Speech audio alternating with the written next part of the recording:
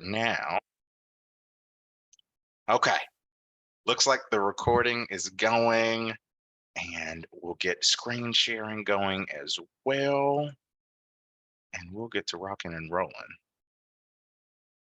Okay, so first things first, want to do a bit of round robin for the people on the call. I just want to hear, who are you? What do you do? Why are you here? So I see someone else is joining as well. So as soon as they connect to audio as well, let's go around and we can start with, who are you? What do you do? Why are you here? I can kick us off if it helps. So I'm Josiah Owens. Super excited to just spend some time knowledge sharing and talking with you all this evening around why everyone can design. As far as what I do, my day job is managing staffing operations for one of Atlanta's consulting firms, Slalom. There, I've got responsibility for over 117 consultants of various years of experience and tenure, and really work to partner with our sales team and leadership team to find opportunities that match our consultant skill set and business need. So a lot of it plays into my passion for people experience and how we get to use consultants and business needs and kind of bring those things together to create a pretty cool experience for our people. Before that, though, I had spent several years in the talent development space. I've done everything from project management to actual training development and building those things out. I've done a lot of work in the change management and communication space.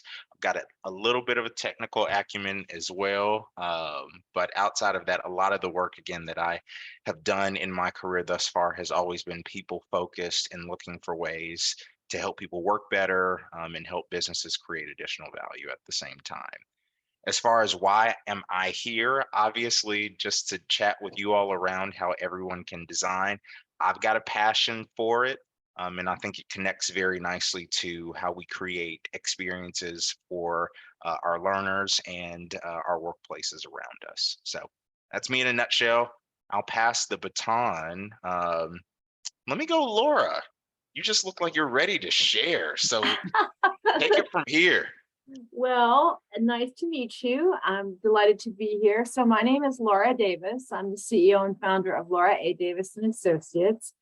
So I started my company in 1995. How about that? Yes, you might not have even been born by then, but I've done a lot of leadership development training programs, and I'm a master executive coach. So we do everything to create better workplaces, essentially, and healthier corporate cultures. So I coach leaders to be more emotionally intelligent.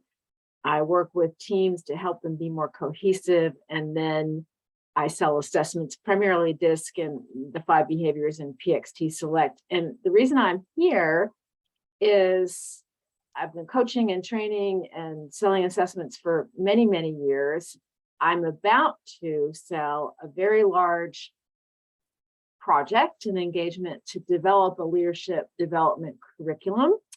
And the last one I participated in with some of my associates was end of 2018, 2019. So I just want to get myself geared up to really redesign a lot of things and create some new wonderful materials and have it be leading edge. This company that I'm working with is not hybrid. They're face-to-face, so it will be face-to-face, but it's a huge project. So I need to sort of chunk it down, and I thought this would be helpful.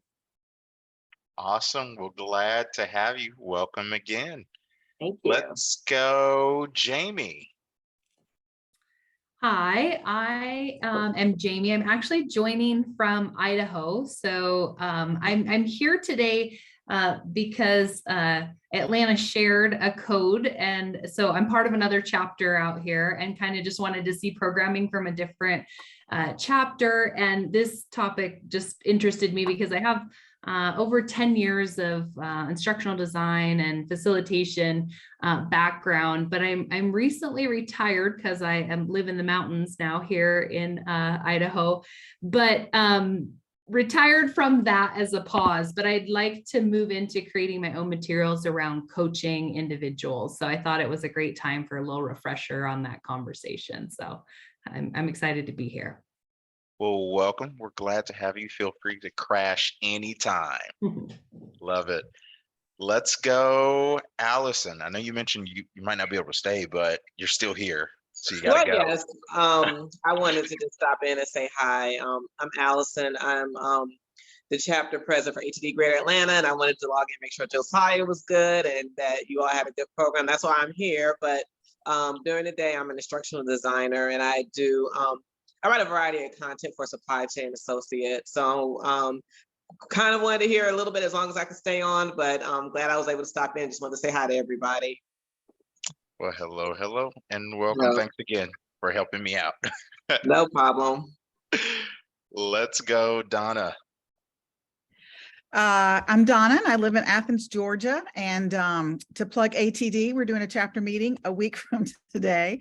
That I'm the speaker on micro learning, which leads to I have a platform. It's called Learning. I'm the director of content partnerships, and we're a small platform, and we're growing content. And I have found myself in the position, sort of accidentally, being content coach. I'm a good writer. I've had some published stuff. I've always taught and sold, but I don't have the structure behind it. So when I got the email from ATD about design, I mean, it couldn't have come at a better time. So no pressure, but I'm really counting on you, Josiah, to really get me to the next level. Oh, goodness. I'm sweating bullets over here, but it's nice to finally see face. I've had the pleasure of getting to talk to Donna, but nice to see face and meet you here too. Likewise. Welcome again. And Neil, I don't know if you're in a place where you can unmute and chat to introduce yourself, but if you can, go ahead, sir. I'm pretty sure that everyone on this call knows who I am by this Hi, time. Neil. Hello, everyone. Neil Dowdell. I am the past president for the Greater Atlanta chapter. Also, I serve as a national advisor of chapters. And nice to see you, Jamie. She's one of the chapters up in Idaho that I advise. But great to see everyone, Laura, Donna, and I can't see everybody on my screen. It's coming in. Hey, Allison. But anyway, definitely glad to be here. I am I don't know what I do these days. I do a lot of business Everything. developments, instructional design, training and facilitation, an HR consultant. So a variety of different things. I'm just a melting pot of services. So it's great to be here. And thank you, Josiah, for providing this workshop for us today. Absolutely. Certainly a pleasure. Josiah, you're in Atlanta, right? Yes. Yeah. I'm in Atlanta, but when you live in Atlanta, you don't actually live in Atlanta. So I'm closer to the Stockbridge, Conyers area, to be Yeah, okay. specific, for those who Yeah. get it. So, I get it. oh yeah. Certainly excited to be here. Now, I will say, before we get into the nitty-gritty and details, I will save my personal design story for later, but want to go back to something that I mentioned earlier about kind of my passion for this area. And a lot of it stems from honestly personal circumstances that I've been in, where I've just experienced the effects of maybe poor design, whether it was something I was looking at, or a restaurant, or an experience that I had been part of that it just felt like it was not planned. There were little details. So I felt like it would be a good place to start for us to maybe unpack what that might have felt like when we were on the receiving end of poor design, because I think that's going to give us a reference point as we look to, one, be better stewards and designers ourselves, but also as we walk into spaces, I think, again, it gives us a good starting point to understand what good looks like and where there might be opportunity areas. So I can kick this one off in terms of an example of being on the poor end of design, if you will. So I remember going to a restaurant. I'd booked a dinner for my fiance at the time, now my wife, but I'd booked a dinner for us. And this restaurant had hundreds of reviews. I mean, people had told me, hey, you've got to go to this place. It's got a great experience. The ambience is going to be great. You have to try it. And it was one of those places that I think had gone viral, if you will, online. So everyone was going. And so I think I fell a little I fell victim to it and decided, you know what, I'm going to go too. And at that point, all the hype had been built up around it. I was hungry, ready to eat. And I remember we got there, and despite the fact that I'd made reservations, we had to wait an additional 2 hours to eat. Oh, So that was the first thing. Outside of that, we then get seated. It takes another 30 minutes for our first thing to hit the table. And from there, it just felt like the night could not have been worse. Like the food portions weren't all that great. And granted, I know at certain places you get what you pay for, it is what it is, but I just expected more, by the way that things were hyped up and the way that it was sold. I thought I'd be in for a real treat. I thought that there had been a lot of planning. I certainly looked at the prices, and based on the experience that I had, it didn't match, and to this day, I have never been back to said restaurant. And me being a methodical person, I started to think after I left, and after the review, I left as well, about what else could have made it go better, right? Was it a staffing issue?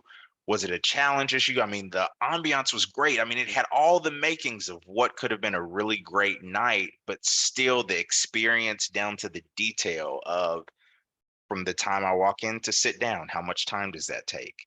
What is the attitude of the waiter?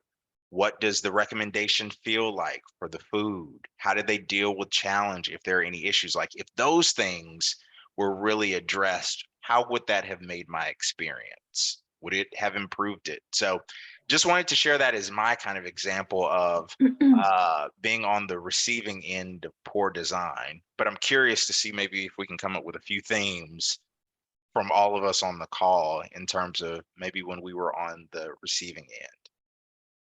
Who wants to go first? My biggest example, and I'm only saying this because I'm working on a class right now. I have a class called How to Deal with Clients Who Watch Too Much HGTV.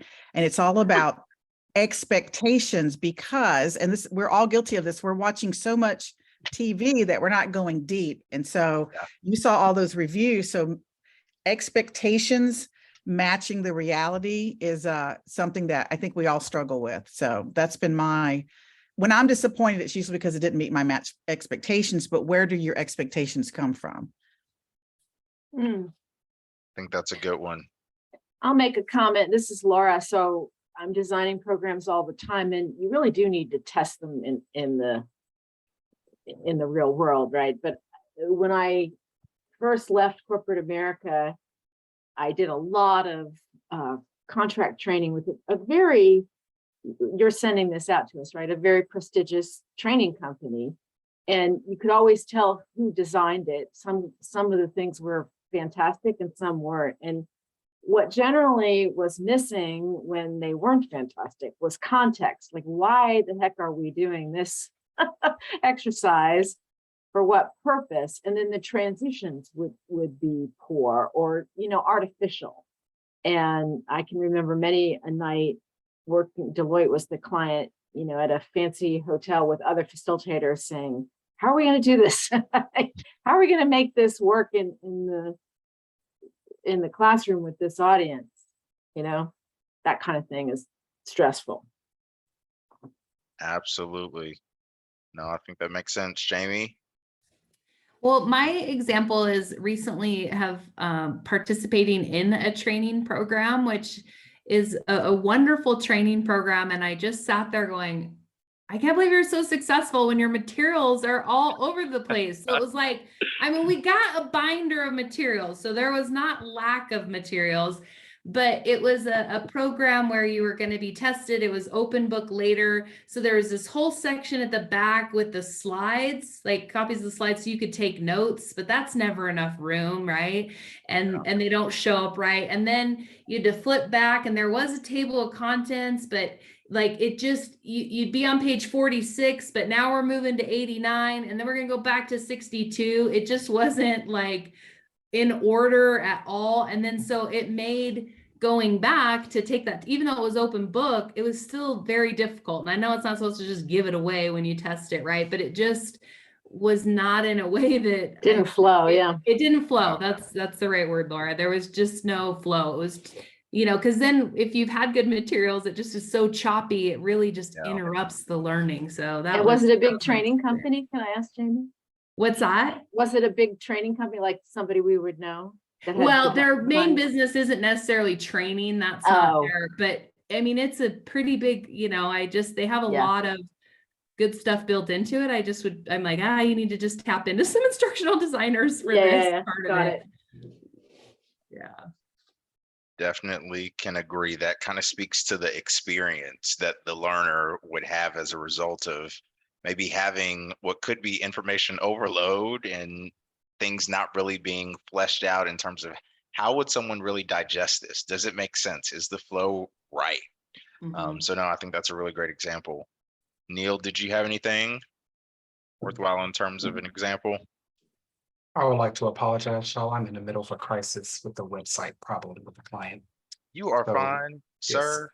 Handle your business. Handle your business. It's cool.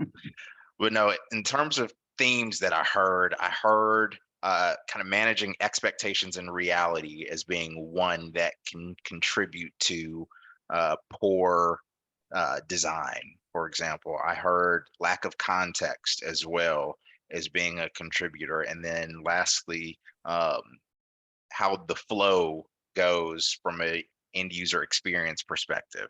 And I mean, I think kind of wrapping it with my example of how all of those things, as they come together, can really just set a customer, a learner, whoever the person is that's on the receiving end, up to be disappointed, which is what I think we want to avoid by prioritizing and really being thoughtful of how we go about designing things. So with that, wanted to level set a bit on kind of expectations and what I hope that we all can walk out of this with. And it's really just a renewed focus on what it means to be a designer, whether it's of experiences, of trainings. At the end of the day, someone is going to step through what we put together. And so I'd like to think of it as experiences.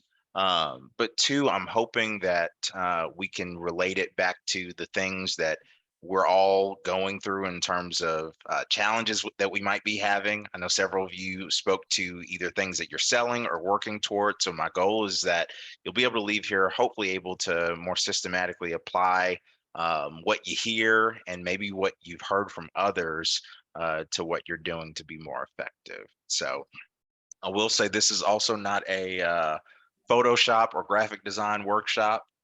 We don't have enough time for it, but again, I'm hopeful that we'll all leave learning how to be better stewards and designers in our own right. So that then leads me to another question. If you can't guess, I love to ask questions because I think it just helps us all get context around what does design mean to you? So you can take 15 seconds, think about it, and let's talk about it.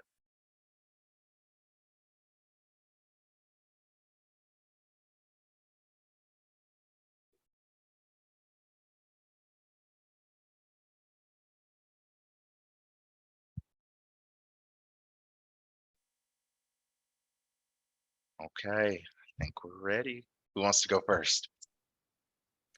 I have a design story for you. Like Oh, come design on. should make your life, it should be beautiful and useful. Like it should Okay. appeal to us. So I remember I was in a very nice hotel in Boston taking a shower and I couldn't figure out how to turn the water on. It had such a sleek, modern Yeah, I've design been that I had to there. actually call the front desk. Yeah. Now it was beautiful, but because I'm reasonably intelligent, I've taken a shower before, it wasn't my first one, I should have been able to figure out fairly easily. So they put too much emphasis on design and not enough on function. So the design should serve a purpose and engage you and make you feel good. Absolutely. I think that's a great call out on the usefulness piece, because sometimes people can get lost in just how it looks, but not how it works. So I love that. What And else? that's kind of where my mind went. Like it's supposed to support the communication of something, or I mean, it really is there to support whatever kind of outcome you're trying to get to in a way that people can receive it. So the same thing, Yeah. right? Like, I mean, it's a shower. She can tell it's a shower, but if you can't use it, like it's not supporting what you would like to help people do at that time. Yeah. So yeah. And again, kind of going back to that flow too, right? It just kind of keeps it all together, but it's done in a way that the other people can receive the message. Okay. Laura, what you got? Yeah, and I would add that it's sort of seamless, it's orchestrated well. And when I'm in that flow, like I keep thinking about a live training, but similarly in a virtual training where people are engaged and they're learning and it feels like it's going someplace, and it's almost like you're not aware of the parts, right? It feels like it's well It's connected. and time goes quickly and you just feel like, oh, that was wonderful. And I like that you actually used a restaurant experience and that we're using other things other than just a classroom kind of setting, because it is true that you see design everywhere and it should feel seamless to me. Like I shouldn't be aware of the design. Like the shower was a good example. Like, okay, I'm aware now, like I have to use this. Do I use this? Yeah. No, I think that's a great ad. For me, when I think of design and what it means to me, just from looking at the word alone, it means thoughtfulness. I think of intentionality that goes behind it, whether it's a shower or a restaurant. If I can sense that there was thoughtfulness and it wasn't rushed in terms of when and how it was put together, if it feels like they literally planned for me to be here, that to me speaks to what good design is. So going back to what I initially said about thoughtfulness, that's probably one of the words that I would use to describe design in general. Which then leads me to think about who are the people behind design. Typically, we call them designers, right? And as I was doing some research on what maybe the formal definition of a designer was, I was intrigued at how the first thing that it mentioned was not necessarily a drawing, but it felt like it was very broad and could apply to everyone, which selfishly supported the topic that we're talking about in terms of everyone can design, which I was happy about too. So let's unpack the definition of a designer. And that is a person who plans the form, the experience, the look, or the workings of something before it's being made or built, typically by drawing it in detail. And I would maybe adjust drawing to writing it, capturing it, getting it somewhere in detail. And as I started to look at this person and kind of how they're defined, I really thought about experiences for me where I've either played the role or wanted to help inspire someone else, because I think the misconception about design is that not everyone can do it, or you have to go to the certain team, the XD or the graphic design team to do it, or someone else is just better at it. And while I think that everyone is gifted and has certain expertise in certain areas, I think we all owe it to the people we work with, to our organizations, our clients, to give them something to work with, to give them some inspiration, if you will. And so with that, kind of curious from the group to understand when we've stepped into the role of designer, perhaps in our past. If we think about this definition, being someone who plans the experience, the workings of something before it's been made or built, when have we stepped into that role? So put on your thinking caps, go back in time with me for a second to the first time you designed something. And what I need y'all to do is paint the picture. What was going on? What were you trying to do? Like, tell the story of what it was. And we'll see if we can find a couple of things. I promise they'll be useful as we go. So maybe you all can take a moment. I can share one that's pretty recent for me. And I think I might have some pictures to support it. So I think that might be even more helpful. So I remember this was 2020. I had just bought my first house, and it was a reno project that I decided after I watched an episode of HGTV, I can do it myself. Oh, no. I quickly realized I could not do it by myself and had to phone a friend who happened to be my brother-in-law, who was a contractor. And without question, he dropped everything he was doing, came from Florida to lend a hand. And I had this vision for my home office at the time based on something I saw. I was like, I want a focus wall that's behind me so that I don't have to have a virtual background if I don't want to. I want it to be a conversational piece. I want it to be a certain color. I want it to look custom. Like, I was giving him all the things that I at least saw in my head from a vision perspective and trying to relay it to him in terms of how thick things should be, the exact type of color. I even had some pictures as inspiration. And if I go to a picture, let me see if I can find it. So this was the before of a room. This was, I think the previous owner had used it just as a storage room. So this is what it was before. This was the during. And this was the after. And literally from start to finish, I could see it. I knew how the lighting was going to look. I knew what the floors were going to be.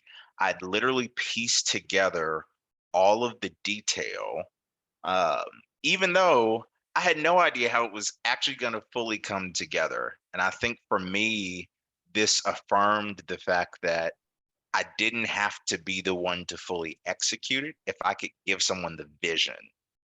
And that's half the battle that I think some of us face sometimes with design, of feeling like we have to do everything um, and have all the pieces. Reality is, I am not a contractor. This is not my day job. I will not be quitting anytime soon. But I recall last year in 2021, when I had a project in my living room that I wanted to do. And it started like this. And I was able to go back in time to when I had that idea in my head, and my brother-in-law helped me out. And I said, well, I can't call him for this little project. Maybe I can go online and figure it out. Maybe I can challenge myself to do it. So I got the materials, same process as I had before, but this time I said, well, maybe if I get my own nail gun and if I get my own saw, it's a small area, so I can take a little bit of risk here.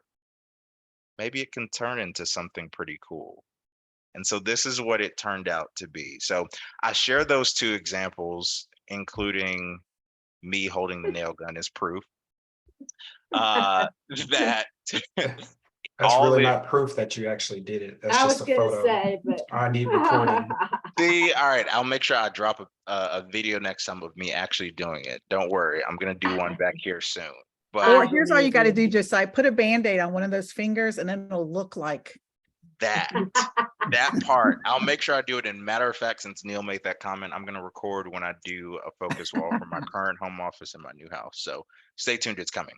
But I share those as two kind of stories to show how, one, I was exposed to design from the thought process, the creating the vision, even though I didn't actually execute. And then on the other side, just by taking risk, I was able to kind of see it through from start to finish. So it just kind of shows what can be done if you take some risk and if you are really thoughtful either way, because thoughtfulness did not change in either scenario.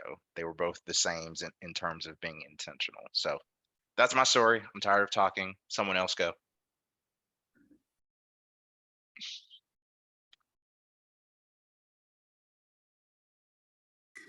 Well, I will say when you asked the first time we designed something, the first thing that popped into my head was literally like how I organized my like elementary school desk.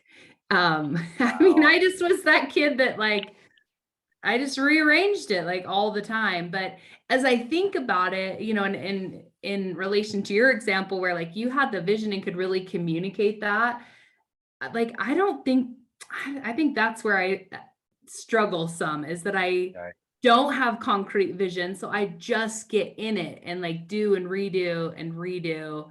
And I don't know that I slow down, you know, as I'm thinking, Yeah. as I've grown as an adult, I think I still carry this with me. So I'm much more like just in it, like just feeling it out while I'm in it, which is a huge waste of time. I mean, it didn't matter in Yeah. elementary school because I could rearrange it every day, like who cares, you know? Yeah. But that's not productive for big projects or, you know, things like that. So not having the intention clearly defined so that I could communicate it to someone else to see the vision. I think that's a key piece, and I'm Yeah. lacking that a little bit, I think. So I've got a follow-up question to that. I'm curious, what motivated you to organize it or kind of restructure your desk the way you did? Well, I think it was one just about you know, like the functionality of being clean or like what I Okay. needed to get access to, right? Like Okay. what were we doing on Tuesdays? Okay, well, I want to make sure I could just get real quick access to that on Yeah. Tuesdays or, you know, whatever that was. So, and probably more just how it felt for me. Like, you know, so I didn't have that vision, but I was just going off of feeling. Does this feel like it, the stuff's in the right place and it's Yeah. clean and organized?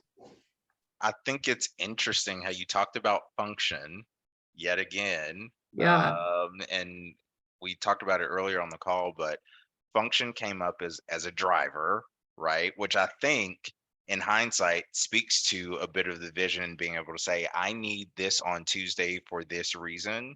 Like Mhm. that makes complete sense.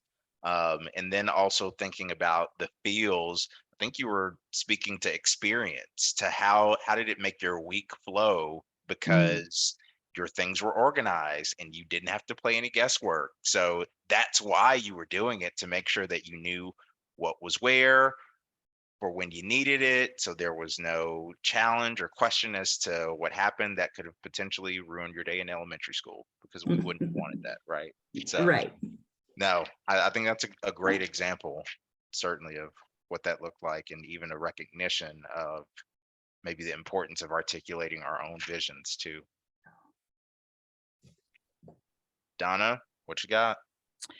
Well, I'm struggling. This is kind of why I'm in this class, because I'm good at concepts and I'm really good at coming up with ideas, but I'm Okay. not great at execution. And so I'm Ooh. trying to work on a template right now that I can give my content creators, because a blank page doesn't scare me. I love a blank page. I can fill it up and stuff, but it scares a lot of people. So Yeah. I'm designing a template and I don't know how to, like, for some reason I'm stuck on it. Like, you know what I mean? Like, I'm not quite sure, but I have the most fun I've ever had designing. So I didn't do it, but I had an architect one time and we were going to put some dormers on our house. So he came over with a big piece of cardboard, picture of our house, and vellum on top of it. So we Mm. said, hey, what if we had dormers? And on top of the vellum, he sketched out dormers and I could see it, like Yeah. his way of communicating with us. And we could just play, like Jamie's talking about. Like, I don't think Yeah. it's wasting time, because Mm. I'm getting off topic, but we as Go adults need ahead. to learn how to play. And I think design is play. Like Yeah. I'm the Post-it note girl. I have every size, every color. I have the giant ones on my board because I have to Yeah. draw it out, but then I can give that to somebody else who can put it into a spreadsheet or a Google form, Yeah. or stuff like that. Like, absolutely. yeah, I definitely need support. But I'll Donna, tell I you this love quick- your yikes. I need a yikes thing. That was fun. my daughter made that while we were on COVID, when everybody was out of school. Yeah. That is priceless. I love it. Well, I will tell her that you like it, but I never remember the philosophical idea, but this will take the pressure off. So designs come from the mind of God or whatever deity that you believe. Like a design, an idea comes from elsewhere. So it's wrong of us to believe as mere humans that we can duplicate in reality what the universe has given us. So I think about that at least once a day because it takes the pressure off to make it perfect. I think that is fair. There's always room for improvement, and there's a need to be flexible as things change and to iterate, take it better. Mhm. Love it. Laura, what you got? Well, can I answer a different question? Yes, you can. I think I love design once I start to get into it. And I Ooh, do tend to take what I've already done and rework it, because okay. I've been doing this for a long time, right? 25 plus years facilitation. And I only do the design for myself. Like I don't love design to give to other people. Although I Okay. have associates that we talk through what the design is going to be all the time, right? So Yep. what I'm challenged with now is developing this big program when I've done so much stuff over the years and Yeah. honing it down to what are the essential elements. I mean, they're timeless, universal: coaching, delegation, feedback. And I've got good stuff, but how do you take what you have and make it fresh and new and rethink it? And that's kind of where my brain is around design. And I think for me, really talking it through with people who have fresh eyes is useful hmm too. Because otherwise, I'm thinking back to how I used to do it. And Yeah. part of that's great, but it's a different day and a different audience. So you want to, Absolutely. No, I don't think that's a bad question at all. I think it speaks to, if I go back to the restaurant example, and I'm sure we've all been the recipients of surveys where people are asking for feedback and what does good look like. How often do we see feedback really truly applied, where not only is it acknowledged, but you see it in the next time that you go and that it's addressed and it's clearly demonstrated. I just wonder if more of us would take the fact that, hey, people are getting surveys left and right. If we actually applied what we get out of that, if that would maybe somehow shift the experiences that people have and take some of the pressure off of us to figure out what good looks like, when we rely on the people that are going through it to tell us, hey, what is it that you missed? What do you feel like you had? How could this have been better? right. Well, I'm going to be doing a pilot, so I'll be in the thick of that. And Oh, that's the first step, right? And so nice. it's sort of scary though too, because you don't know Yeah. what you're gonna get. Yeah.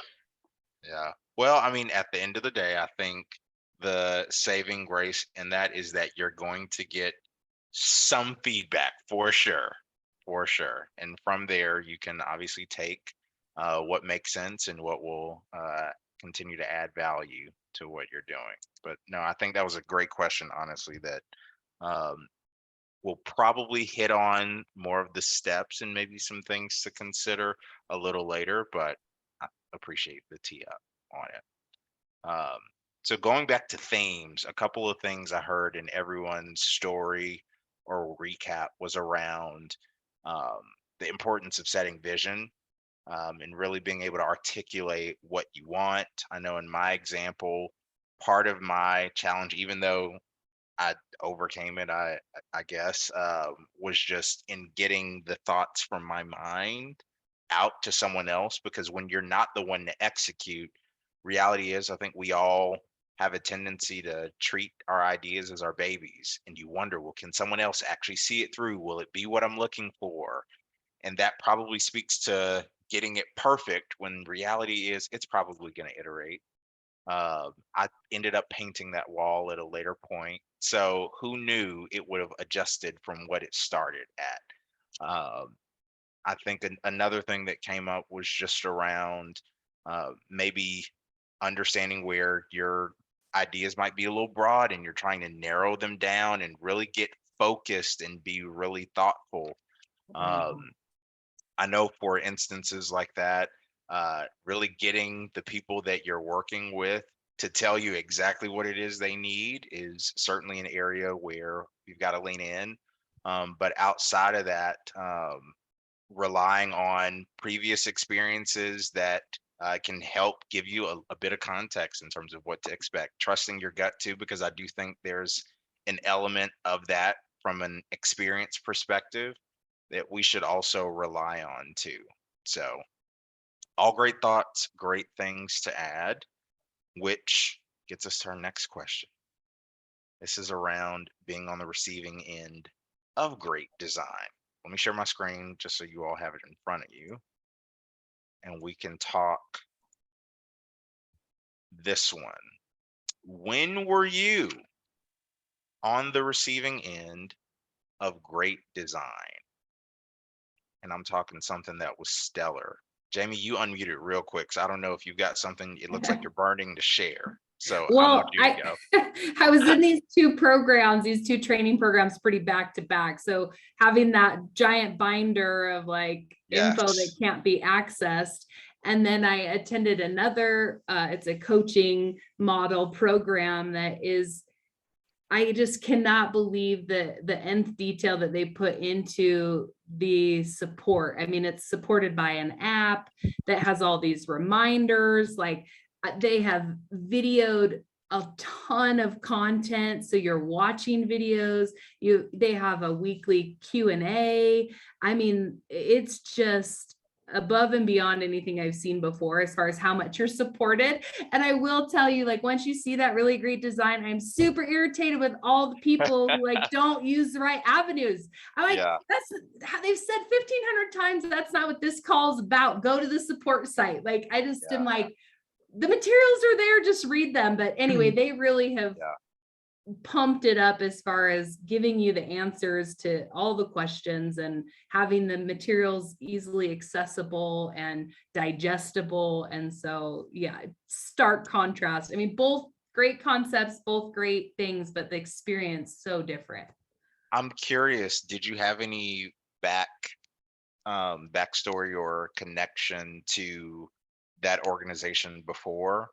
Because I'm assuming were those two different organizations who were delivering? Yeah, I came in fresh and randomly to both of them. It was just a recommendation from someone. I said, yeah, I'll participate. And yeah. I But wonder now where they started.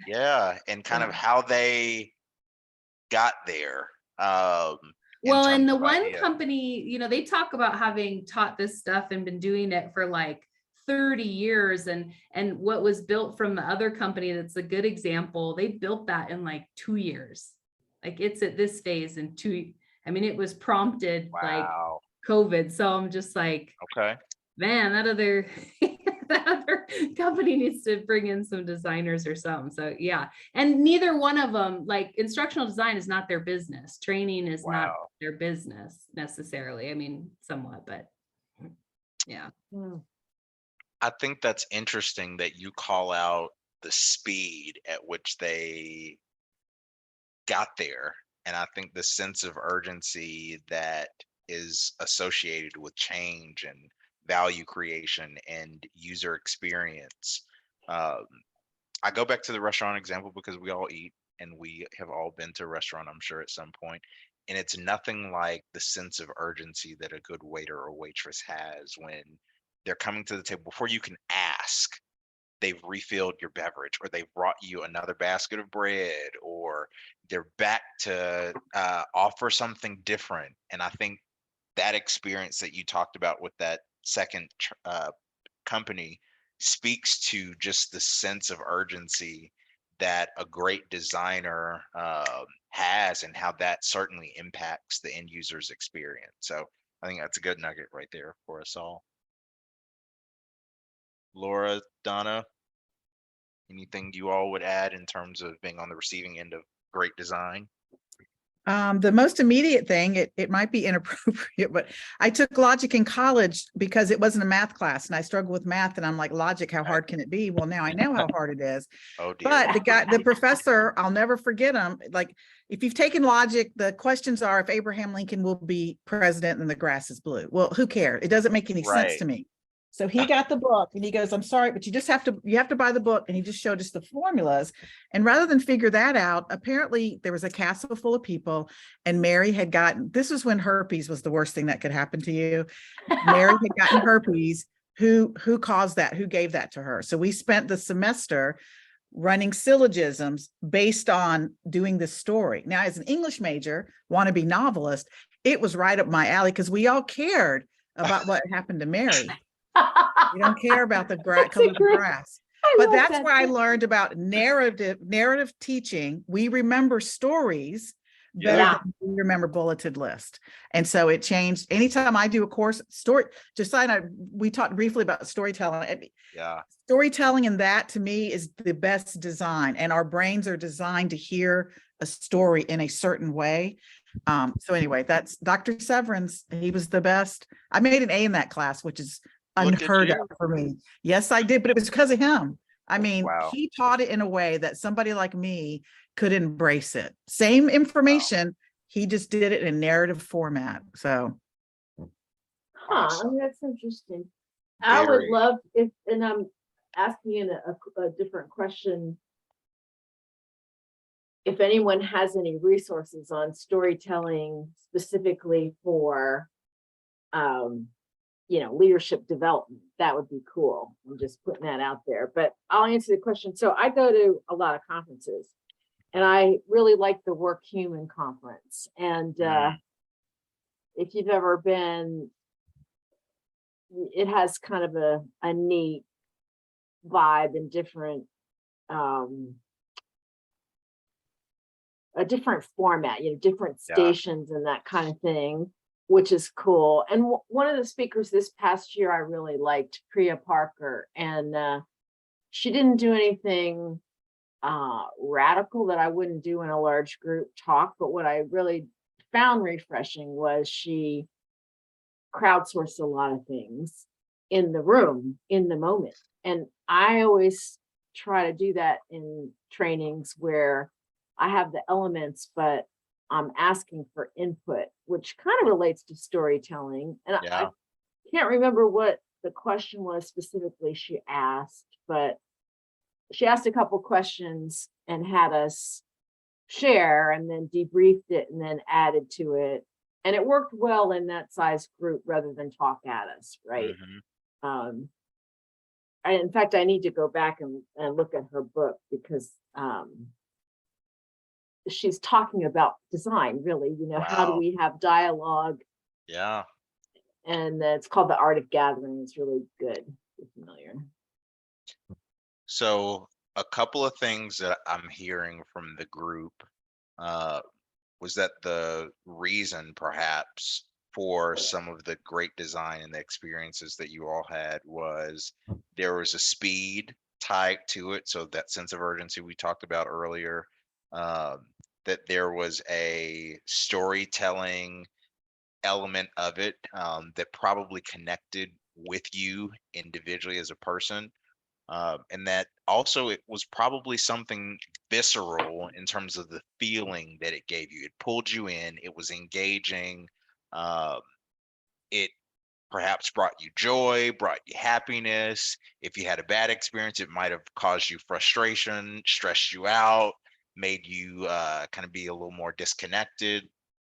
So I think that just speaks to the amount of impact that we have as, I think, stewards of design in our spaces, of those that are stewards of experience for learners, certainly, but also on a personal level, whether you're planning a party or planning a training. In that instance, you are the designer, the chief designer of that experience. So all those are really great examples of things for us to be thoughtful of, certainly, as we aim to create better experiences.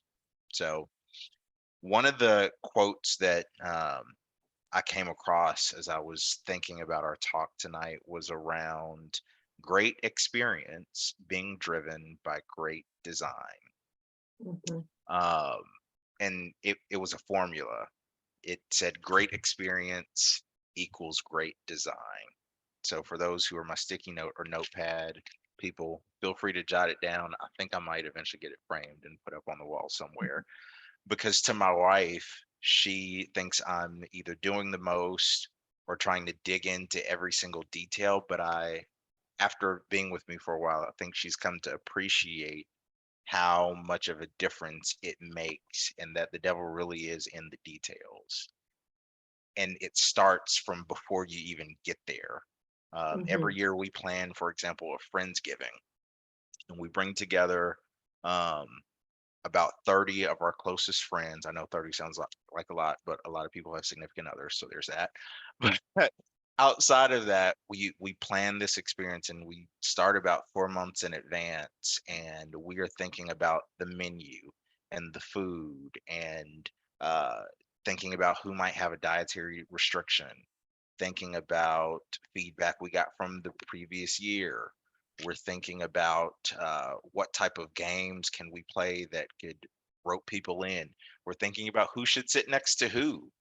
How can Mhm. we encourage conversation? We're thinking about who's going to be new here, who hasn't met people, and how we can make sure that we're going out of our way to introduce each other.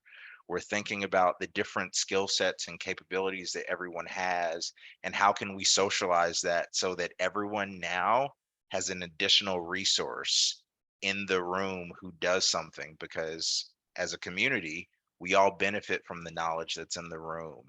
And so all of that just goes to show how thoughtful we try to be before the event even takes place. And then as it even takes place, how much of that has to play out rather for it to be successful as well. So again, great experience is equal to great design.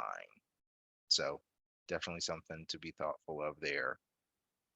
Now I'm curious, since we talked about kind of our own experiences with being on the receiving end, let's go back to current challenges. And I hope maybe we can unpack a couple of areas, maybe even brainstorm with one another um, where we might be able to spend some additional time in our own spaces to be better stewards of experiences. So how about we talk about some of our own challenges as it relates to design? Anyone have any that you want to share, or at least one to share? Maybe we can start to socialize, see what we can talk through.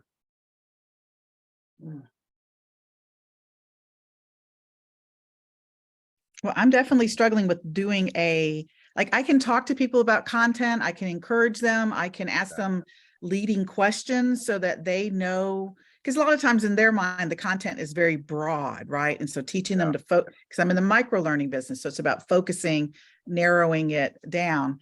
But I'm trying to do a template and that's what I'm trying. I want to be able to give it to somebody.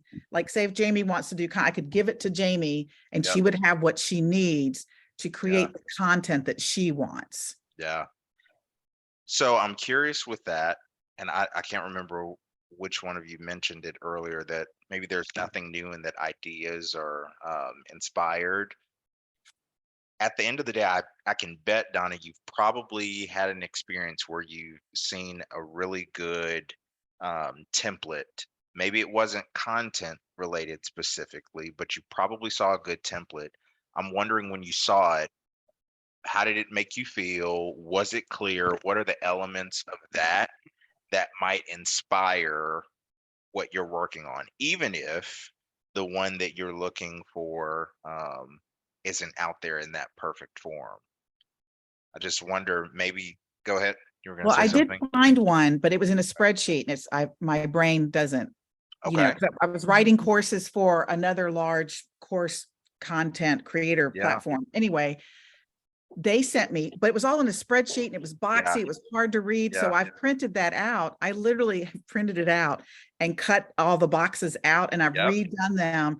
I have giant, y'all can come over later. We'll open some wine. You can see my board that I keep hidden, but I'm putting it there. And once I'm Yeah. done with that, I'll screenshot it and send Yes. it to somebody on my team, our creative director, who can make it Yes. look pretty. Yes. Because I can't give everybody Post-it notes, although that's what I prefer. Absolutely.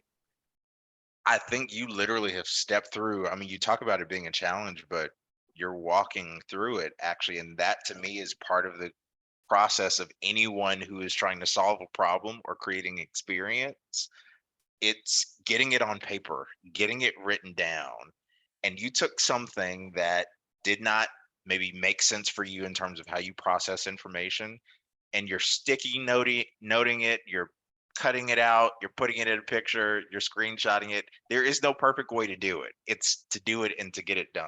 So I think that's a perfect example of using what you have to get what you need in essence and making it work for you. And then also knowing where your comparative advantage lies and where you need to pass the baton to someone to help you execute. So no, I think that's a really, really great example there.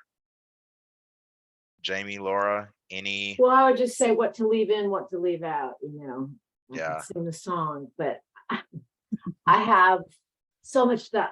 And so I have Okay. a scaffolding image of what I want. Okay.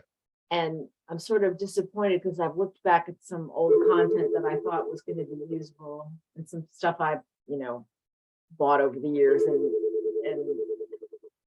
some of it I just think is dated and not good. And so it can be overwhelming. It is a bit Okay. overwhelming. So what I'm going to do is write out all the, dump it all on a piece of paper and then map it out what needs to happen.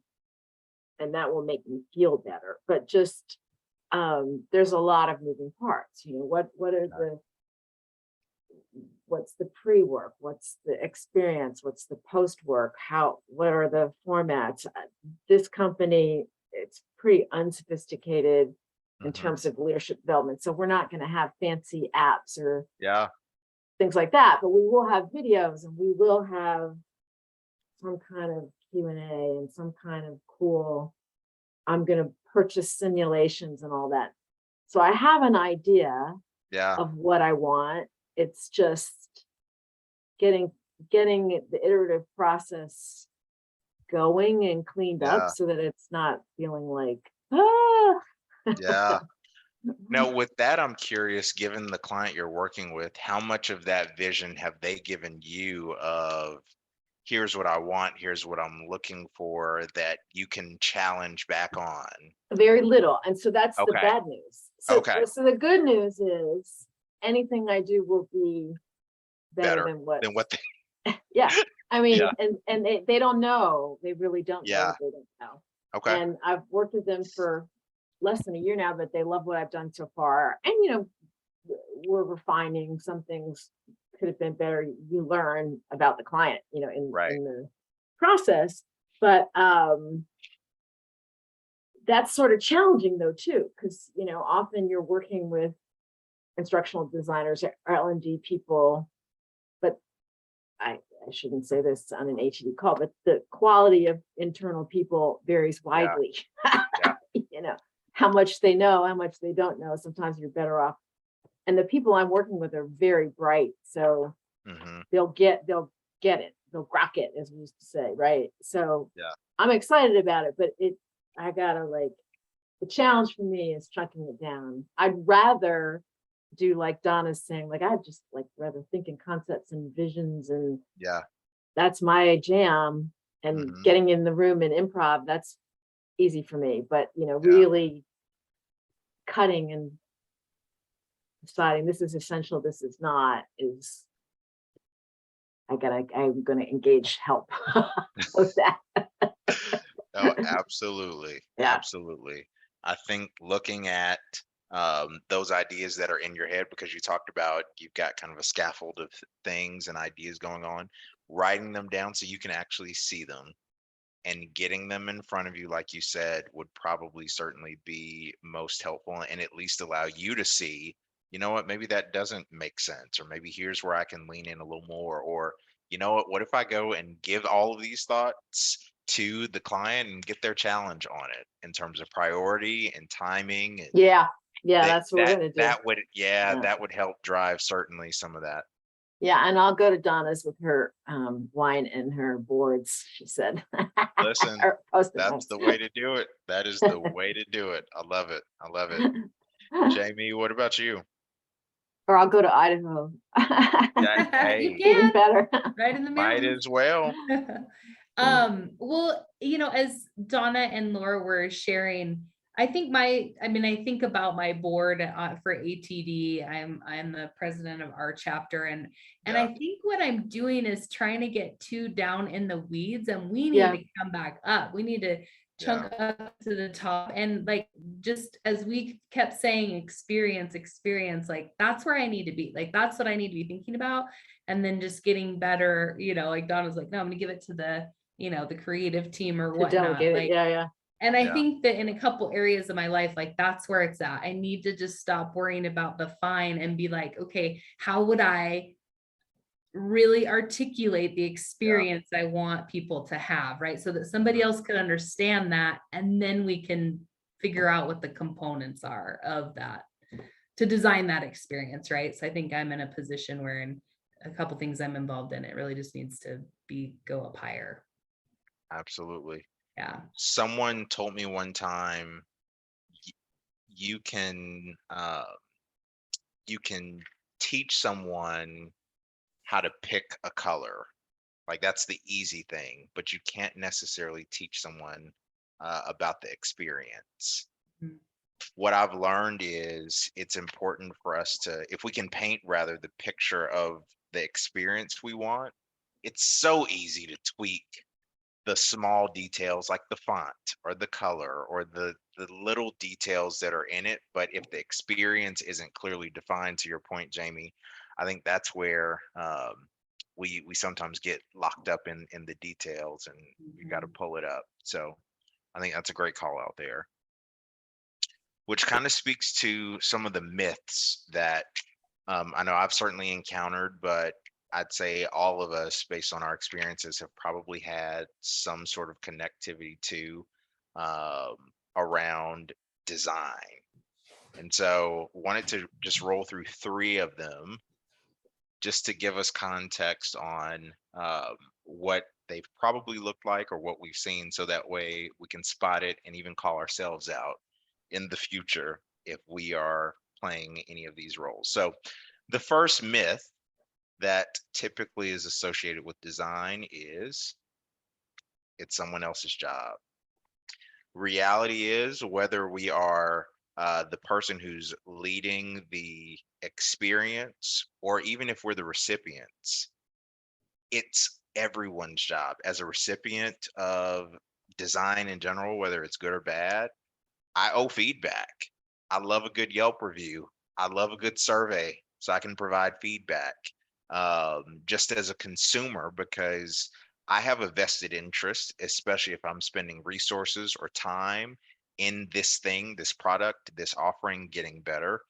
In the same way that as a producer or a steward of an experience, I want to make sure I'm delivering something that's high quality. So making sure that we don't divert to it being someone else's job, or that's the experience design team's thing. That's just my graphic designer. It's everyone's role and everyone's job to participate in it for it to be the best experience that it can be. As far as the second myth, it doesn't impact me. Who knew that the person who designed the shower, who might not have ever stayed at that hotel, would then be part of a discussion that we were having today, where that shower that they designed that they might not have ever even used has come up as something that's been a poor experience. And in fact, it just goes to show that it does impact you, even if it's not directly. It goes back to the fact that you don't remember maybe how the sheets felt or how amazing the hotel was. You spoke to the fact that the shower was hard to work. And for someone who loves a good hotel, that would then make me think, well, is this somewhere I want to stay if I'm either in a rush or I'm trying to get my life together and I can't get the shower to work the way I want it to work? Needless to say, it's all connected and is certainly something that impacts all of us, regardless of the way it impacts us. So, last myth is that I can't do it. I love this one because I definitely felt this way when I was starting a new role and trying to work through some of the challenges and some of the things that just were not clear, and feeling like I'm building the plane while I'm flying it at the same time. You've all probably heard that reference. Yeah. Or It's my life. Josiah. Listen, right. Or even on a personal note, when I said, you know what, I'm going to build this entryway and design it with these kind of shadow boxes. I had absolutely no idea what I was doing.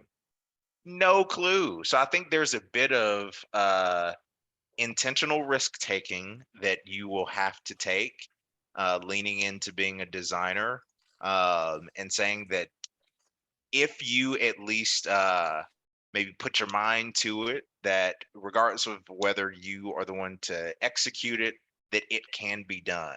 And that at least if you can give someone the inspiration or the vision, that it can be done. So want to make sure that we all break ourselves free from the myth that either it's someone else's job, that it does not impact us, or that we can't do it. Because the reality is, if not us, then who? Someone's got to bring that vision out, and we might as well be the ones to do it. So wanted to share that because I thought that was extremely helpful and valuable for us to remember as we go into our own spaces and are doing our thing. Outside of that, want to speak to how we can lead the way and kind of model what good looks like as we think about design. We've talked about our own examples of what great design looks like. We've talked about poor design. We've talked about the role of a designer and how, quite frankly, every one of us is, whether we walk in that capacity or not. But how can we in our spaces take kind of that knowledge back and apply that where we are? Any ideas? Maybe let's crowdsource it a bit.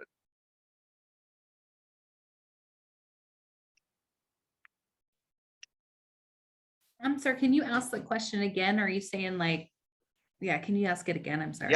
Yep. Yeah, absolutely. Any ideas for us to take back to our clients or our chapters about how we can be better designers? So how can we model the way, in essence? I think the biggest takeaway for me is remembering the experience. What experience I want them to have, what experience I want them to convey. If the experience is good, then I've done, they're going to receive the information, they'll be engaged, they're whatever it is that they paid money for or want, they got what they came from. And I just don't want to, I never forget my audience, but I do sometimes forget the experience. So us today talking about like your restaurant thing, the experience wasn't good. So they didn't take care of that. Yeah. Okay. I think that's helpful. Yeah, I would agree with that. I kind of was going back to experience, and I don't know that we always think about it, right? I mean, it's just, it feels so easy to just pick fonts or colors or structure or whatever, when like, I mean, there's something that drives that. And quite honestly, if you give them a great experience, they're not going to care if you use this font over this font. Could it contribute to it? Yeah, absolutely. But like in the end, if you start from that. So, I mean, I know that that's like the biggest note I've taken, and that's what I'm going to take to the couple things I'm involved in is like, okay, what's the experience we want and work from that. Like, I just think maybe we just get into the details too fast. Yeah. Probably because, like Laura, she's got all this content, right? Like I'm totally victim to that. Like, oh, it's already there. Let me just pull that, right? Yeah. But then it's not going to and have that seamlessness, that flow that we were talking about was so valuable earlier. So going back to experience, I agree with Donna. and I like the storytelling thread. I got to think about that more, and I do make everything very experiential, but I think case studies don't quite cut it, and I got to think through what's a good way to incorporate stories. I'm just thinking out loud. I was thinking about it, Laura, when she had said when Donna was talking about and I've built and participated in lots of leadership development programs, and I'm like, man, wouldn't it be kind of cool if you set it up and it was like, let's meet Bob, right? Bob's a brand new manager, right? Because it always starts with some foundational stuff about being a leader, like, oh man, and then Bob had this new employee with this issue, right? So then it's like goes to coaching. Like I was like, man, what if we tied it together like Yeah. I mean, I've never Yeah. done that. That just was a thought that came up as you Kind of guys like were an talking about. avatar in a way. I've done that a little bit in like bits and pieces, but it would be kind of interesting to see if you could thread that, I don't know, as a, through line kind of thing. Yeah, I don't know. Hi, I everyone. Good think that's idea. fair. Hey, Aretha. I came on later into the session, but I have a quick question. And anyone, if I can ask, Josiah, are you okay with that? Yeah, please. It's around the experience. And my question is, to get your experience, are you going to your subject matter resources or experts to see that real life experience that they are encountering, or you're kind of creating it yourself? I would answer that both and. Yeah. So when you can't Yeah. get your subject matter expert, then that's when you're relying on your experience or from previous encounters or things like that.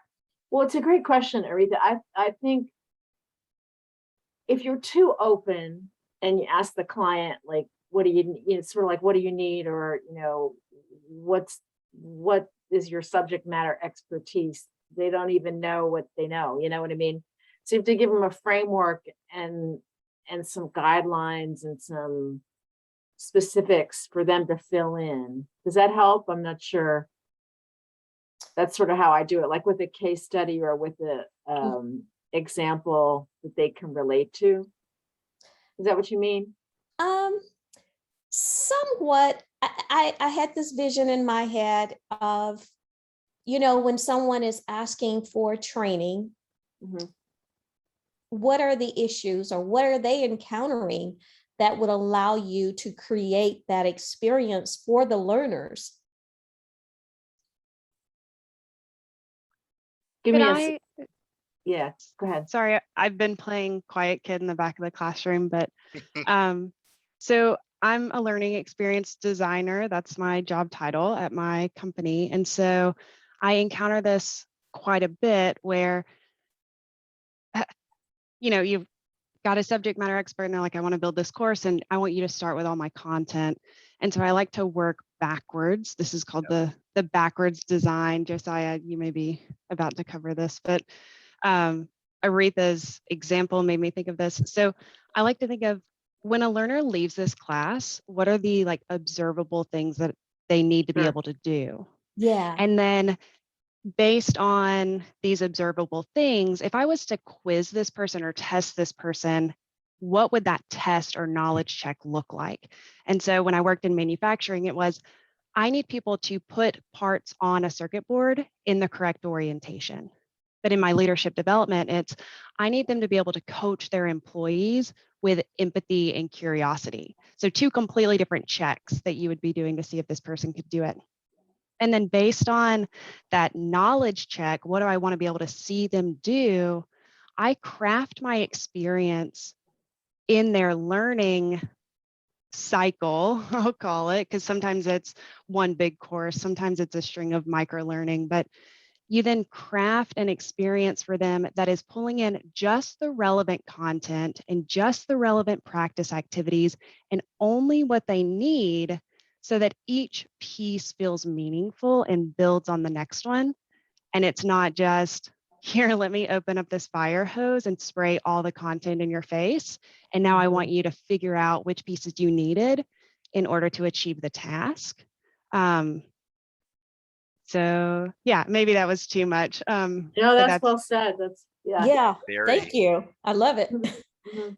I was going to add something to that, Aretha, around motivation. And I think, Megan, you started to speak to this. And when I say motivation, I'm speaking to what's driving not only the need for the person who's asking for this training to be delivered, but on the end user side, what should they be able to now do? How is this motivating to them? So you talked about timing in the cycle.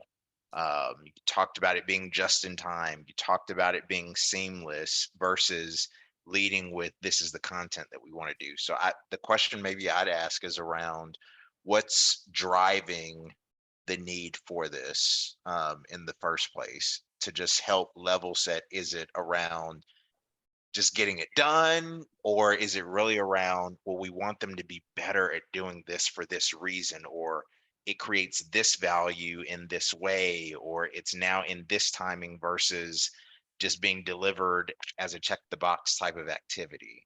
So I think that's so important. And especially if you're working with adult learners, being explicit about yeah, here is Mhm. why we're providing this course for you and we've yeah, built this experience for you, so that they're not going in with this question in the back of their mind of why am I here? I right, don't want to be doing this because I don't see why right, this matters for me. So being explicit right up front of, hey, your management has asked us to build this training because these are the things they want you to be able to do at the end Mhm. of the time. yeah, Right. that's good. Whether That's that's really good. competencies or capabilities and that should Yeah. be specific behaviors. I want to go back to something, Jamie, you brought up around, um, you didn't say these words, but I'll use it to maybe sum up. You talked about kind of glossing over experience and maybe going straight to the details, or like the fonts and the colors, versus looking at the experience overall. Want to understand maybe why is it that we tend to go there? Can we unpack that a bit? Because I think if we understand that, that might help us to, one, recognize when we do it, but also maybe understand how we can uh, potentially work ourselves out of that when we're there too. I think the reason I do that is because it's making progress on a tangible thing, Mm, right? okay. Like I can see an output, and you know, it just that part of just digging in, right? And I just, yeah, I think it's just that tangible piece. Okay. I think that's a interesting add. Um, Certainly, because it feels like I wouldn't say experience isn't tangible. I think it's Right. more of a long-term or delayed gratification that you have with it. Yeah.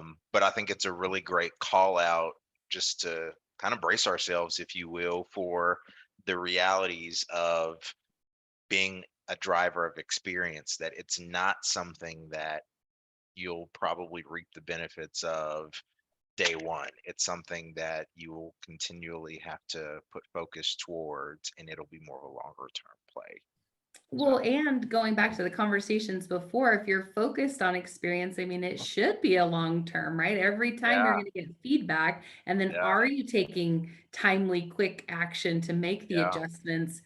If it still fit, I mean, some people are going to have their own experiences regardless, yeah, but as long as like it's connected to what you're hoping to have for them, yeah. So it does make sense that, maybe we just shy away from that long term because it's like, boom, I finished it, it's out, we're moving on, right? But it yeah. really shouldn't be that way. Hmm. That's interesting. I'm thinking back even in my own personal experience around loving that list. I live by a notebook, and I've got one note and just about every other way to track things. And it just feels so good to be able to scratch that thing off the list. But then when I think about getting some feedback that I know I could have adjusted, and that quite frankly was probably simple to have adjusted, and it was tied to experience, and I'm like, darn it, I missed that. How would it have been if I would have stepped away from my to-do list and really looked broader at, all right, well, what am I actually trying to solve for? And really been more thoughtful, really maybe even involved others, gotten some challenge and some feedback on what I was doing, even went to the learner, went back to their feedback. Um, I wonder what would that have done. So I think that's a great call out, just for all of us, to make sure that we don't overlook the experience. Josiah, can I ask you a quick question? It's kind of Please off topic, but I'm go just ahead. looking at the invite, and you had a reference here to troubleshooting for trainers. Is that something you recommend, or why is that there? That might be a typo. No, Where's that at?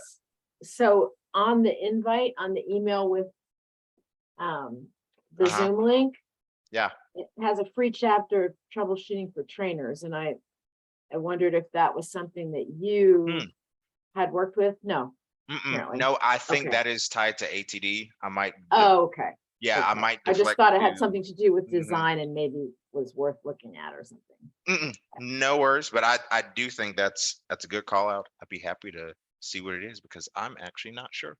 So we'll see what it is. We'll get an answer back to you. How about that? Good. Gotcha. Megan, you had Yeah, something? I just wanted to mention what you were just saying about your own personal experience reminded me of the Stop Managing Change Yeah. one that you did last week or, pretty recently. And just Yeah. how bringing that, like you talked about in your talk about bringing that mindfulness and that compassion and empathy toward Yeah. yourself of noticing your own emotions around that change of, oh, dang it, I got feedback, I should have known this. But, Yeah. can you spin that of just all data is good data? This is That's interesting. true. That's true. This is something that got past me. I should be looking for this next time, or I, Yeah. could be looking for this next time. And Yeah. because the world changes, our businesses change, people's expectations are constantly changing. And so Yep. getting feedback, it takes, mindful effort to be curious and excited when you get it. But the truth of it is that feedback is opening up areas that you didn't consider before. And so it's always learning and always growth. So I think the people on this call, we're all growth mindset folks that are looking Yeah. to learn and change. And so feedback can be a blessing even when it doesn't feel like it. That's Oh, well said. Absolutely. very Megan, what's your last name? Quit hiding. right.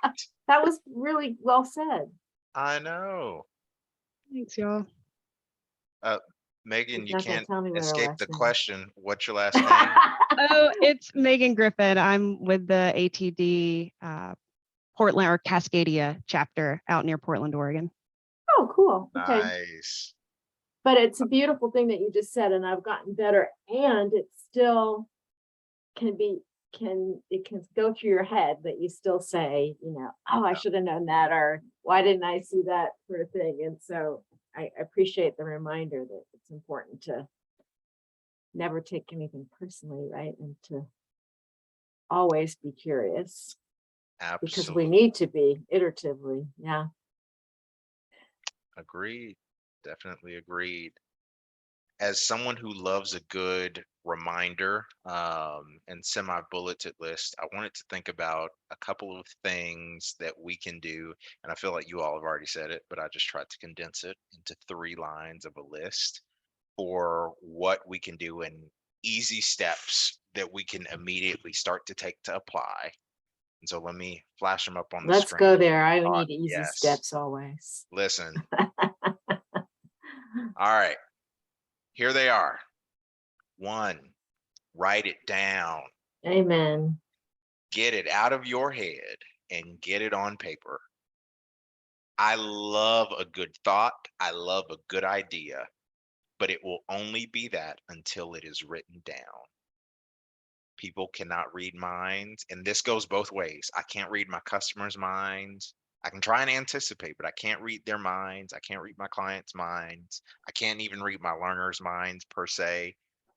Neither can they read mine. So getting it written down is step 1. 2, socialize and solicit challenge. I love this one because with it, we have the opportunity to get feedback early. We have the opportunity to uh, work with SMEs, to certainly work with clients as it makes sense, to work with other stakeholders, just to get early challenge.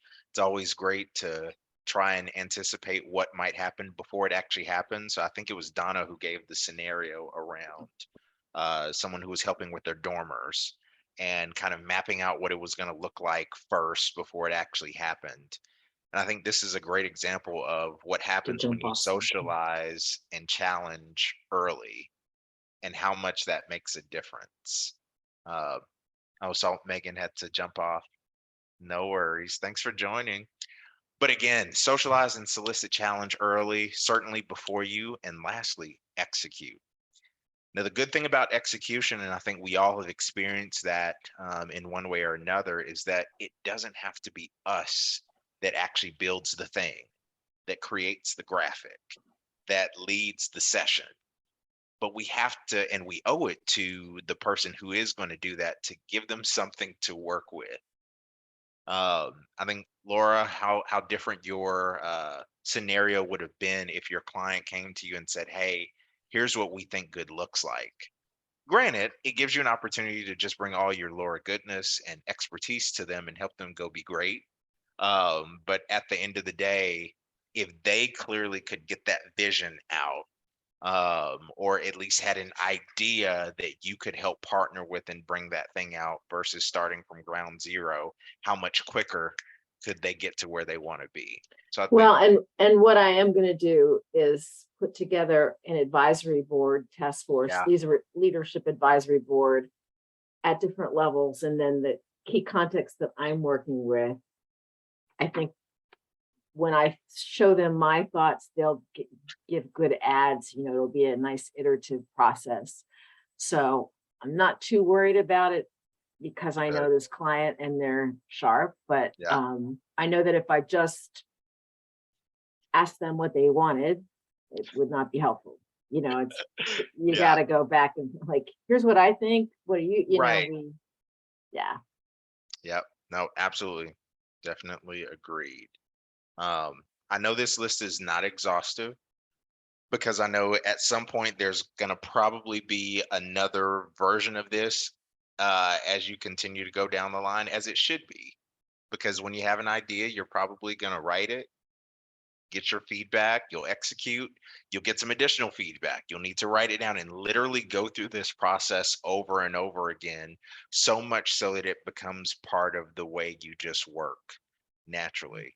And I Mhm. think it'll help us all, certainly as practitioners of this and as folks who help create experiences for others, be better at it.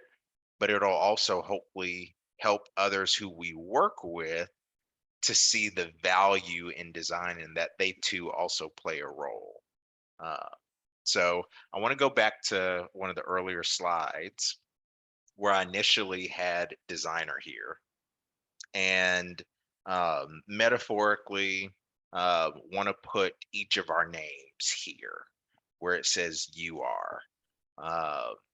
And the purpose of this is so that we all can start to see ourselves as the designer and really start to not only accept the responsibility and take the ownership, but also see the opportunity that we have as designers to really plan everything from the experience, the look, how something's going to work before it's made, before the training is ever produced, before anything ever goes live.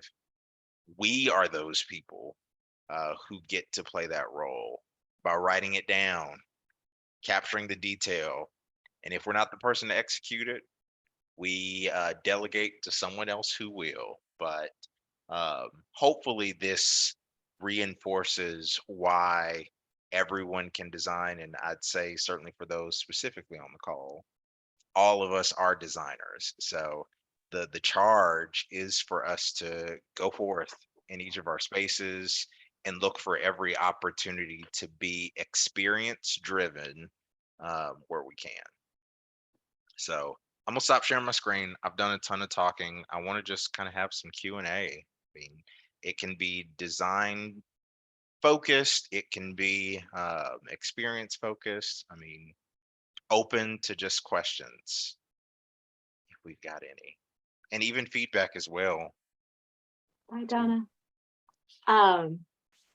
No, it was a great reminder and fun to meet everybody. And I like the question format. I would just love great resources along these lines. I would share the Priya Parker book that I thought was really good, The Art of Gathering. Art of And, gathering. and you don't Okay. have to, are you sharing this replay with us? Yeah, You it's are? going to be Okay. recorded, and I'll capture a couple of resources too for us too. That'd be good. You know, Yeah. just, I have Tiagi and I have some great accelerated learning things, but something that also reminds you that it doesn't have to be this onerous process, right? That you can. Yeah. Absolutely. No, that's helpful. Will do. Will do, Jamie. Thank you. Yeah. Neil, thank we you. missed you. Did you Hi. solve your crisis? Right. It required me to be professional but mean at the same time. Oh, well, you do that well. Yeah. I'm glad I've someone worked with else Neil said it. before. So. I'm glad someone else said it. Thank you, Yeah. Josiah. I didn't have any questions or anything that could be changed. I'm actually just really grateful to have this insight of just really, I mean, I just was a moment ago thinking about my yard, right? Like I want to clean it up, but I really have no vision for what it would be. And when you don't have that vision, that means I'm going to spend a bunch of time doing a thing and then I'm going to fall in love with something else. Yeah. And then that doesn't work. So now I got to work again. So it just, such a good reminder and just put me in a much better space. To Well, be I love the about- story reminder. And, you know, do you know Cubby's Green and Clean story? Oh, you need to look that up. That's a classic. It's what? So Green and Clean. So actually in his new book, Trust and Inspire, Stephen M.R. Covey, I used to teach the 7 Habits for years and years. And one of the things that's so good about the Covey training is it had some great stories, right? Anyway, the Green and Clean story is about a yard. And Stephen M.R. Covey was the kid who didn't follow his dad's vision. But the story is about raise boys, not a yard. And it's really about how a leader can communicate the vision and then somebody doesn't get it or implement it. And then the tendency is to go back to micromanage and tell them what to do. And his Mhm. father stayed true to the vision and the whole process. And it's quite a funny story, but it's powerful because it's visual and visceral and you can relate to it because, you know, everybody has, well, not everybody has a yard, but many people have a yard. So you could look that up if you want, Jamie, because I think it would be a cool thing for some of your trainings. I will. Thank you. Appreciate Yeah. that. Well, I've got to boogie too because I have an 8 o'clock and I need to eat something and Please go actually eat buy something. something to eat. So Please. thank It you. It was has lovely been to a meet pleasure. everybody. And Nice talking to you, Laura. yes, take care. Have a good Likewise. evening. Bye. Thank you. Please do.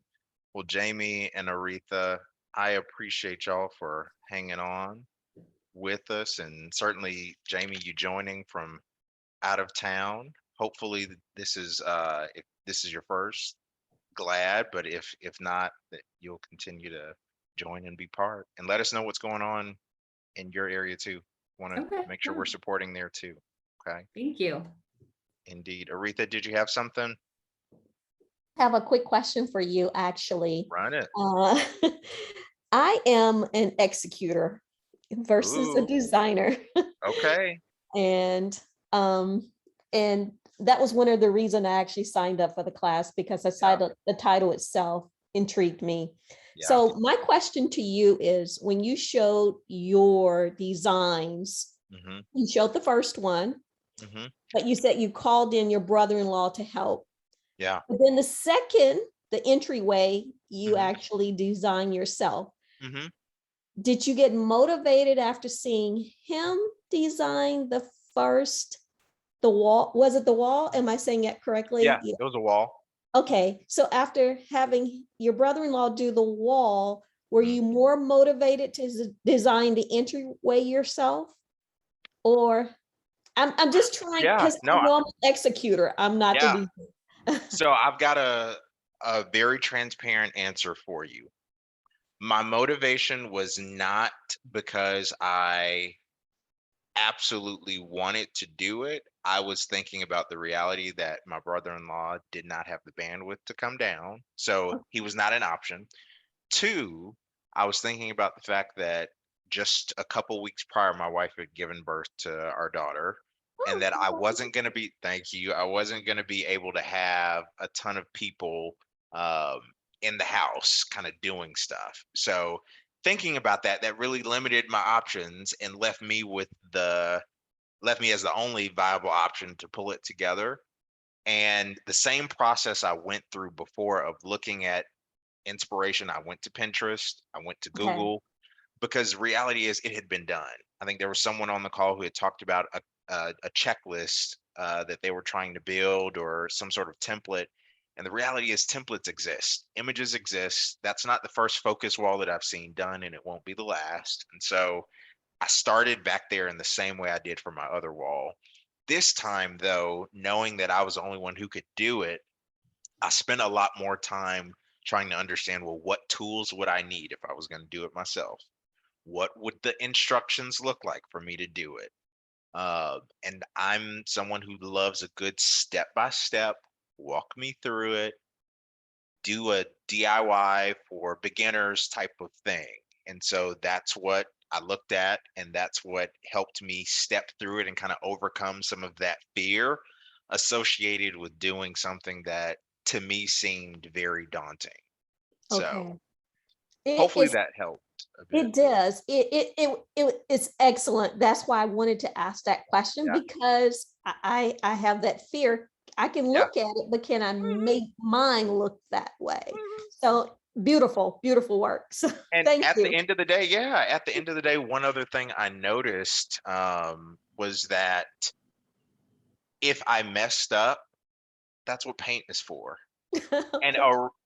at some point, I can call someone to fix it. It's not the end of the day. It's a couple of nails. It was something that was low risk. I wasn't building a house from scratch. So there is that reality that I started with something that was pretty low risk.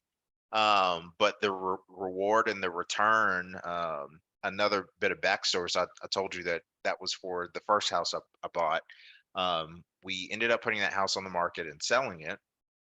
And for the buyer who purchased the house, that's the first thing that she commented on, Awesome. that it felt like you all put love and thought into every detail of the house. Wow. And she asked, who did it? And I was like, well, I ended up doing it myself. And she was like, well, do you do this? I was like, no, it's not my thing, nor will it be. But You say that um, now. listen, no, sir. It was encouragement, though, for me in terms of thinking about how that one thing in me being courageous and overcoming a fear there now gets to create an experience for someone else and becomes a storytelling piece in her new home that I had no idea that I was even creating an experience for someone in the future too. So Wow. Wow. yeah, Awesome. Thank you for sharing that. Thank you. indeed. I think the only other thought I can leave y'all with is go get them, go design. You can do it. So motivate someone else, tell someone else, share their stories. Again, I will be sure to get the presentation out to y'all. We'll get a recording out, and we'll capture a couple of links that might be helpful to per Laura's request. So more to come there. The other thing I will share in pure transparency, because I want y'all to see my humanness on this call. This past weekend, I was in Blue Ridge and ended up with a bout of food poisoning. So I was Oh. up at 4:30 this morning, uh, going through it. But know that this call was my driver, and to be able to share with you all, hopefully you couldn't tell what was going on behind the scenes, but this call has energized me, and I look forward to certainly applying even some of the things that I heard on the call with you all. So thanks for letting me share. Yeah, Thank thank you. you. I really enjoyed it. So I appreciate it. And I'm glad to hear you're well enough to at least be on the call. Woo. Yes. Much better, much better. We're doing it. So, but look, y'all get back to y'all's evenings, go Yeah. eat dinner and enjoy. Hope to catch up soon, and again, see all the great things y'all All right. accomplish. Okay. Yes. Good night. Good Good night. night, Jamie and Bye. Good Aretha. night. Good See night. y'all.